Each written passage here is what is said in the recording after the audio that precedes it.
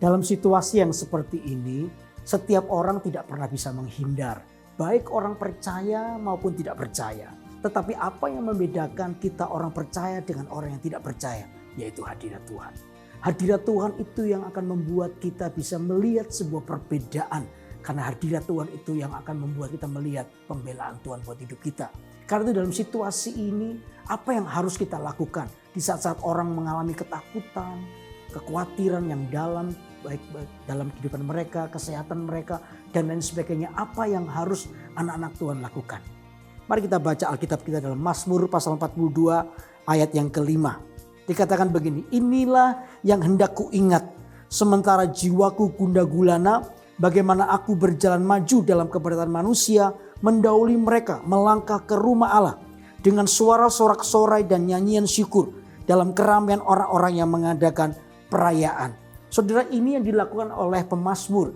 Inilah yang hendak kuingat, sementara jiwaku gundah gulana ketika mereka mengalami beban yang begitu berat. Inilah yang hendak kuingat. Justru ini yang harus diingat oleh anak-anak Tuhan ketika Anda mengalami tekanan. Apa itu? Aku akan mendahului mereka datang ke rumah Tuhan. Bicara soal hadirat Tuhan. Maka yang pertama yang harus dilakukan anak-anak Tuhan di tengah situasi seperti ini adalah ini. Lakukanlah disiplin pujian penyembahan. Apa maksudnya? Disiplin pujian penyembahan artian begini. Pujian penyembahan itu tidak tergantung dari keadaan Anda. Baik atau tidak baik keadaan Anda. Diberkati atau belum diberkati. Pujian penyembahan itu harus terus naik kepada Tuhan. Sebab persoalan tidak boleh mendikte ucapan syukur kita.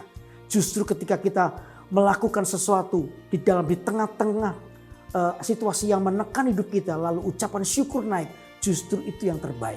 Bagi saya, seorang pemuji penyembah yang benar adalah orang yang tetap memuji dan menyembah Tuhan di saat orang itu susah untuk melakukannya.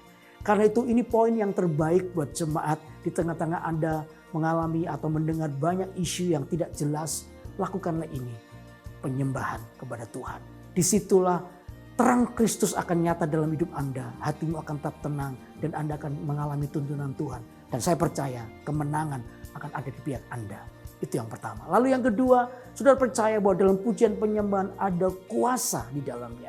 Kuasa pujian penyembahan sampai hari ini Tuhan lakukan buat hidup kita. Pujian penyembahan itu mengambil semua ketakutan. Dan saya percaya ini adalah bentuk mujizat Tuhan. Tiba-tiba hati kita bisa tenang. Tiba-tiba hati kita bisa mengalami sebuah kekuatan yang baru dalam hidup kita. Karena itu lakukan ini dengan hatimu. Ambil waktu saudara setiap pagi ketika sebelum Anda melakukan aktivitas apapun. Berlututlah di hadapan Tuhan. Nyanyikan sebuah pujian. Menyembahlah kepada Tuhan.